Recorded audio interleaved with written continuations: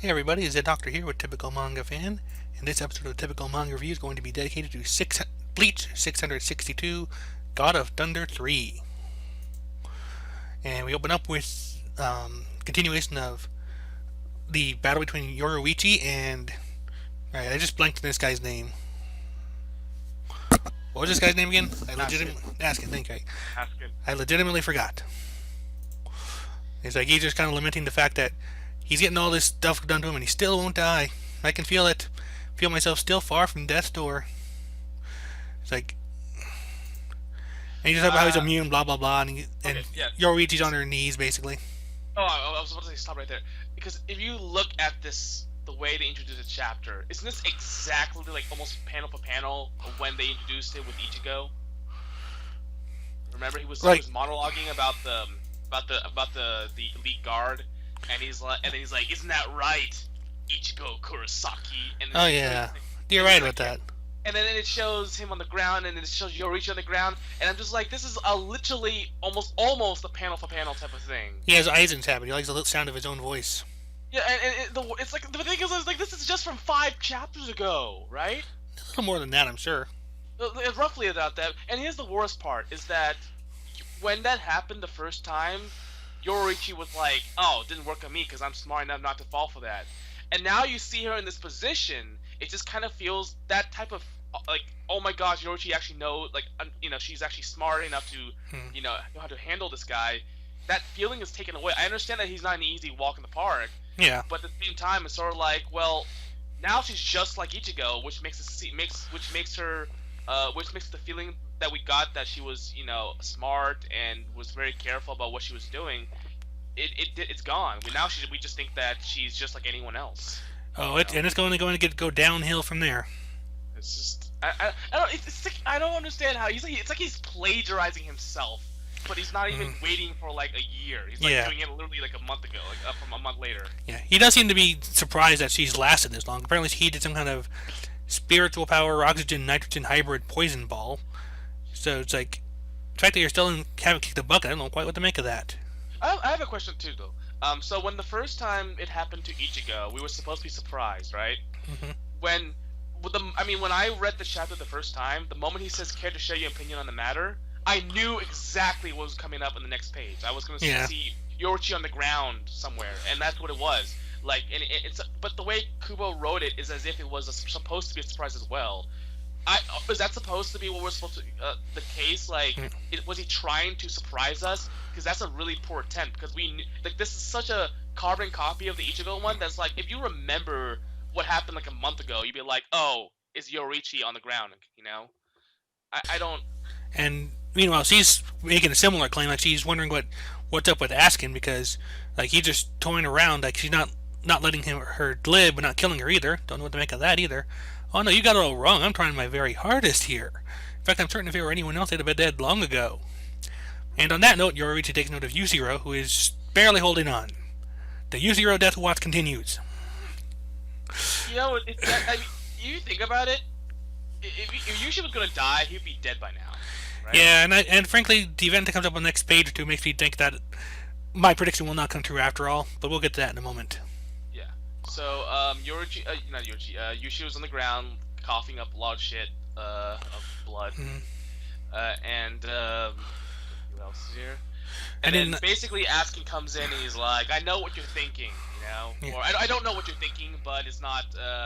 It probably won't help you very much." I mean, just the fact that I can get this close to you without you noticing means that you're about as good as dead. Like, I'm pretty sure I can stay one step ahead of you.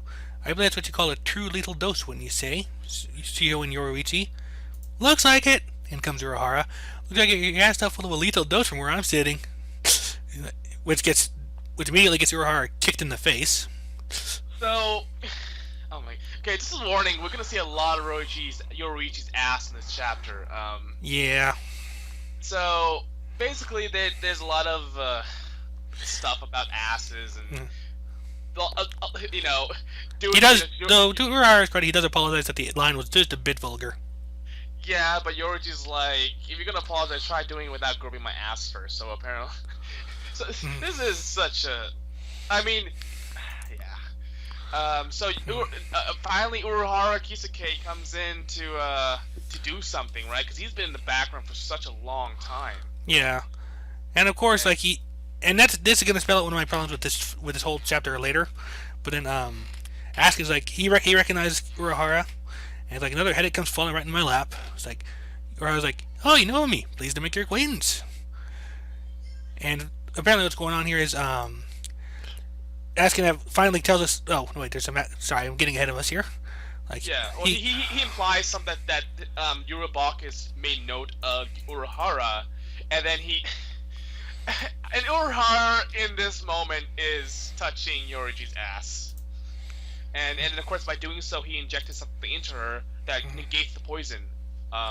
So she jumps in the air, and then she's about to attack, and then Askin goes into his monologue. What a Here we weird go. have time to do a monologue, right? Here we go. This is the part I was kind of getting into. I got ahead of us here. Basically, it's at this point that Askin tells us the readers the 5 war powers that we've been hearing about for so long, off and on. And, Well, mostly off though. Yeah. They haven't mentioned for a long time. And they've been disappointing. And on that note, we've got Kurosaki Ichigo and his latent ability. Yeah. Zeraki Kenpachi with his fighting strength. Yosobe Ichibe, it says wisdom, but I saw one post somewhere that suggests maybe they mean knowledge. I feel like Urahara is more of a knowledge type of guy, but so yeah, maybe. Yeah, well, you got a point there. Aizen Sosuke with Reiatsu, and Urahara Kisuke for means. Okay, we'll go with that. Basically unpredictability. Yeah, from the omnipotent one. So okay, so now we know the 5 war powers that we've been talking about so long, and I'm not gonna lie. Well, I mean, okay, so I don't know if I don't know if I do know that I considered Urahara Kisuke as a war power. I think I even talked about it on the review. I'm sure we brought these guys up before. I think we initially debated on whether Ichibe was or not. Yeah, the reason why I thought Ichibe was what may not have been was because it was such an easy. I mean, like I don't know, like. I wrote a lot of these guys off because they've been so disappointing. So I thought there's no way they were, like they were hyped this much, and that's the issue. It turns out that they were the war powers, and they are disappointing. I mean, look, let's go down and see why they're disappointing. Okay, Ichigo. I mean, I don't even have to explain that, right? We've been explaining that for weeks. He hasn't won a single fight in ages. Yeah, Kenpachi. Yeah, neither has Kenpachi. Oh, so you saying? Neither has Kenpachi, really. He won against an Imagination Kid, and he got schooled by Pernita. Yeah. So, so Kenpachi had this whole thing about, going back to the way he used to be, and he releasing Shikai. But other than that one fight with the Imagination Kid, he got beat up by the 4 Quincy girls, or 5 Quincy girls, I forgot how many there were. And then he got beat up by Pernita right after, without even having he didn't even last a second, because the first time he was so injured. The second time is because the nerves just took control of him immediately. So he didn't even have a chance to really show himself, and he's right now healing. So, and not to mention that he was, as a war power, he also was defeated the first time by not even Yuabok, by like Yuabok's clone, Yeah, and then in Ichibe, and the reason why I wrote him off was because I was like, he got beaten up. He got beaten up so quickly. There was no chance against. He went against Yuabok way too quickly, so we knew. And way too early. Yeah. Well, that's what I said. You said quickly, but yeah. Oh, I mean quickly in terms of the pacing of the story. But I also mean early in terms of when the fight took place. I mean, a fight with Yuok that early, no one's but Yuok's gonna win. Well, that's what I meant, but I guess this is semantics, whatever. Yeah. And then we have the chair's personal gimp, Aizen Sosuke. Who was just disappointing as a villain. Yeah. I mean, he's not even there. Yeah. And then we have Urahara Kisuke, who was disappointing throughout the entire arc, because a lot of times he got like there was a lot, like, remember when Kirije was there and Kisuke got attacked in the back. He's like, oh my gosh, I didn't predict this, bullshit. And yeah, and so that was. I mean, Urahara, I think just hasn't been much of a. He's helped out, with the hollowification thing, but it's just not. To me, it's just not enough. Like, he's been in the background for a little too much for me. Yeah, and that hurts, and that causes more harm than good here in particular, because like where has he been all this time that he's only now showing up at the most, if you mind the pun, ass-pulling moment of the possible? Yeah. Well, I mean, like, so he also didn't even, like, I don't know. He, of all of them, he was the least disappointing, but at the same time, he's not exactly been impressive. Like, Yeah. you know, that he hasn't. He either hasn't done much, or when he has done much, done something. It's kind of like It's been a long time. Um, so I don't know. Like, the worst part is that people like Ichibei got defeated before the reveal of the five powers. Like, that's the thing. Like, some of these guys were, you're right. Had they still been active, that would be cool. yeah, it would have been awesome. It's like, oh, like if Yuabok revealed that Ichibei was a war power right when he was fighting him, he didn't have to mention the other guys. He just said, oh, you're the other world power. Then we would get, oh my gosh, this guy actually is powerful for some reason. Yep. Like, but of course, I mean, I guess we can predict that because he was other than Yamamoto, who was not considered one, he was basically the only option left, right? Yeah. I mean, Kiraku and those guys are kind of like, I don't think so. If Yamamoto wasn't the power, none of them were going to be. Yeah, exactly. With the exception of Kenpachi and Urahara, but for obviously different reasons. But so when Ichibei came in, it was like, oh well, I guess he is. But Yuabok never mentioned it when during the fight. So like, I guess he's not, right? Like, that's the thing. I'm like, oh, I guess he's not. And now that he was, it was kind of like, well, that's kind of disappointing because now that we found out after he got defeated, it just doesn't pack the same punch, This type of thing is something you should reveal before the fight or before anything. So that way we can actually get more invested into the fight because again, we're saying to ourselves, he's a war power, so we gotta expect more. Yeah. But because we didn't know that, we didn't expect much at all, and we didn't get much. So we expect nothing now because Ichibei is already down and out. Ichibei's down and out. Kenpachi, honestly, like, if he's gotten beat twice already, what's the difference the third time? There's not many people left to fight. Is he gonna find right. Is he gonna get his Bonkai now after within days of getting a Shikai? Is that what's gonna happen? If anyone could. Is his Shikai like that? Like, that's the thing though. Like, but when you do that, it makes the Shikai thing like almost insignificant, right? Because we only seen his Shikai once, and it's already insignificant. That's kind of disappointing. Yep. And then Aizen's still in his chair. I mean, at this point, you know what? I think it's not. I think they misrepresent who Aizen. I think it's the chair that's the war power. Yeah, Aizen's the chair's a gimp. You know what? I think they are changing the chair because they're saying Aizen's Sotsuke, but they're showing right behind him. I think you can see a chair, right? Like the resemblance of the chair. That will be great foreshadowing if and when it finally comes to be. It's not Aizen. It was actually a chair. Yes. I mean, really, that's it. Okay. So anyway, So then we continue with the chapter title, and of course it's written on Yorichi's ass. Dead ass. We have not gotten enough. Apparently, we have not gotten enough of this because he just keeps on pushing it. I think we've seen Yorichi's butt more than we've seen her face this chapter. Yeah. Anyways, like, yep, and she's wondering what Urahara did to her. It's like some kind of immunity strengthening drug he made ahead of time, which he confirmed. But since it's rust, it's short lasting. About 5 minutes, which she considers plenty of time. Of course she does. But before she can start attacking again, Urahara interrupts him and says, "Let's do it," as suggestively as possible. And it's like, she's like, "No." Yeah. Kubo's doing all these intentions. First off, it's like a day before for us when we're recording. It's like day before Valentine's Day. Is this intentional? Is this something he was trying to go for here? It could be. They have Valentine's Day in Japan, so it very well could be. I mean. Okay, yeah. I mean, I think I said this, right? Like, you really get the feeling that these guys have had sex sometime in their lives, like with each other. And I mean, it's been 100 years, right, that they've been together essentially, or at least roughly. I mean, I think she like went off on her own for a while, but like. But they've at least been off and on relationship on there. It really does feel like that, though. That's the thing. It feels like that. In any case, Yorichi's like seeing she will not turn into what she calls a disgusting, half-cocked, undignified form again. But Urahara's like, it's too bad you have to be so willing about it, but even if I have to give you a little nudge, I feel like of course, at that...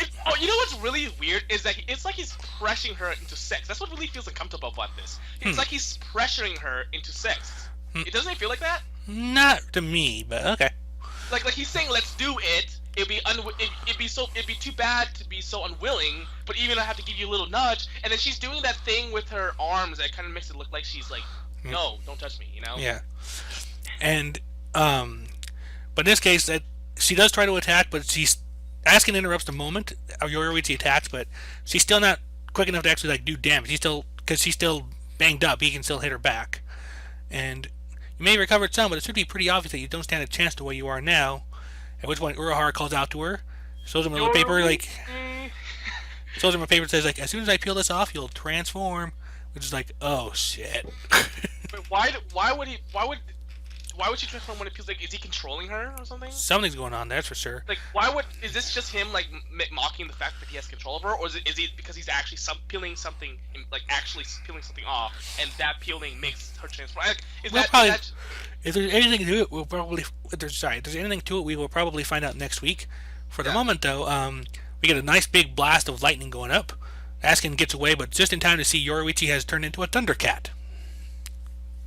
Ho! Thunder. Thundercat. Oh.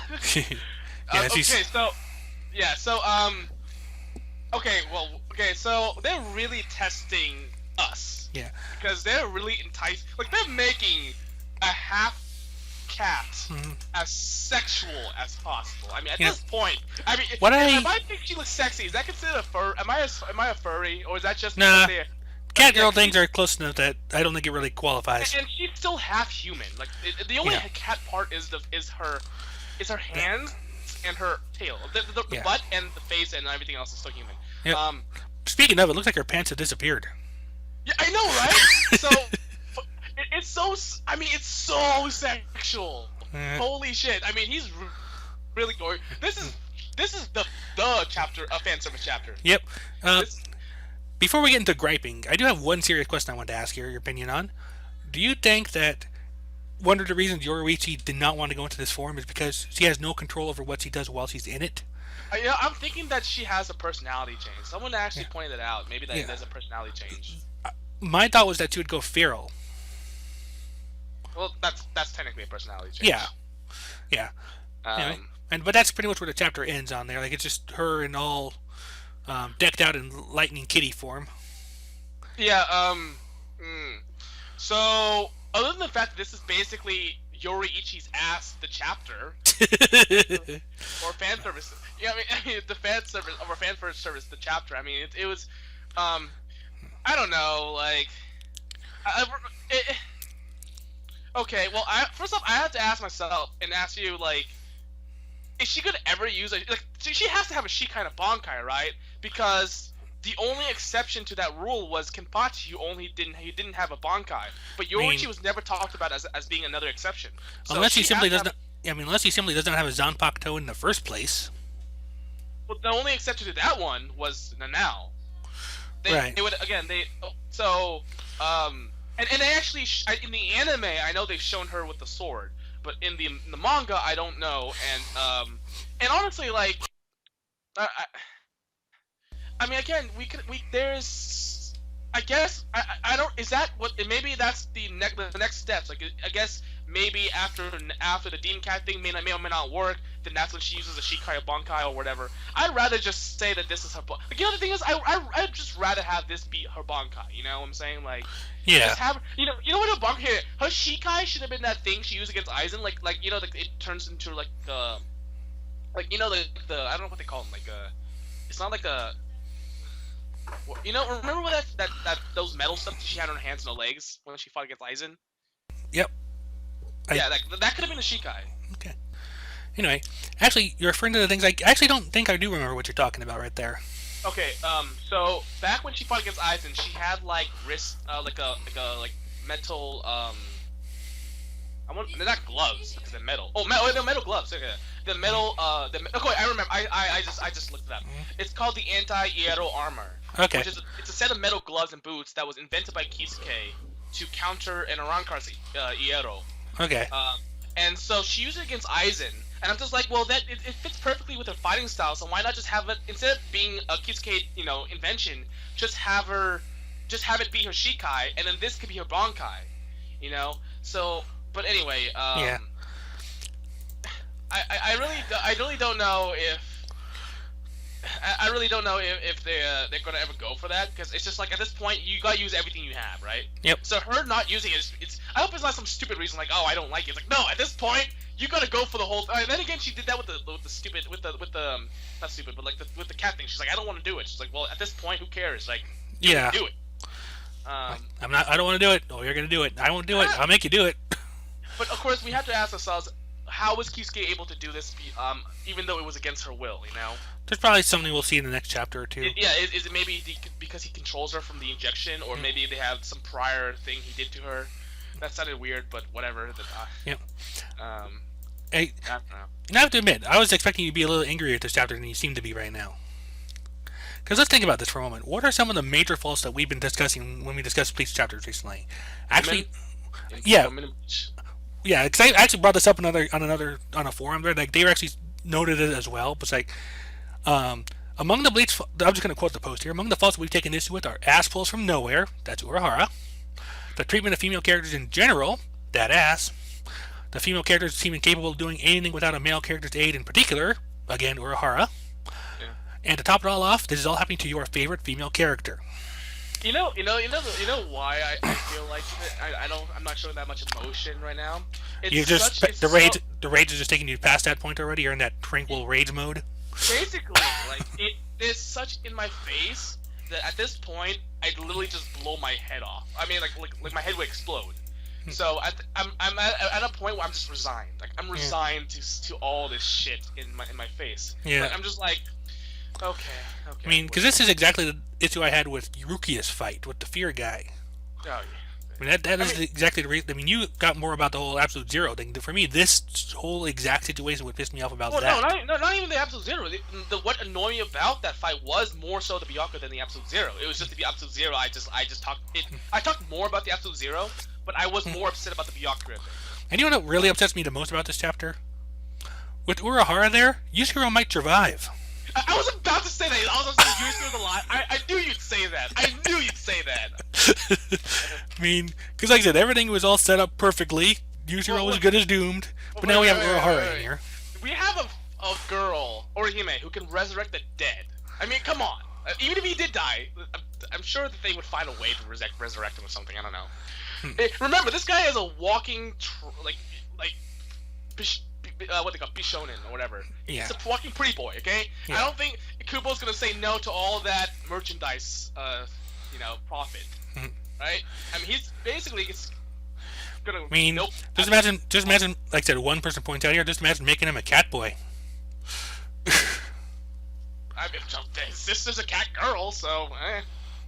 But yeah, so. It was so. It's just so in your face. I can't say anything other than just. Sigh. That's pretty much where we're at right now. Is just like. I mean, look. Manga and anime has had fan service. This is like a tradition. Okay, it's not. I'm not gonna say that Bleach is not the only one that does this. It's just that. It's in your face way too much this time around.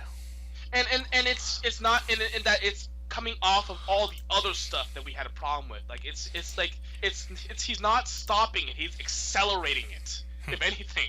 So yes. I mean, if he doesn't feel any remorse about doing this at this point, I don't even see the point of getting upset. It's just Kubo is literally the god of this universe. At this point, I don't have any power, so I'm just resigned. I am resigned. Yeah, it's just like, all right, fine, just do whatever. I don't even care anymore. Just do it. Yeah.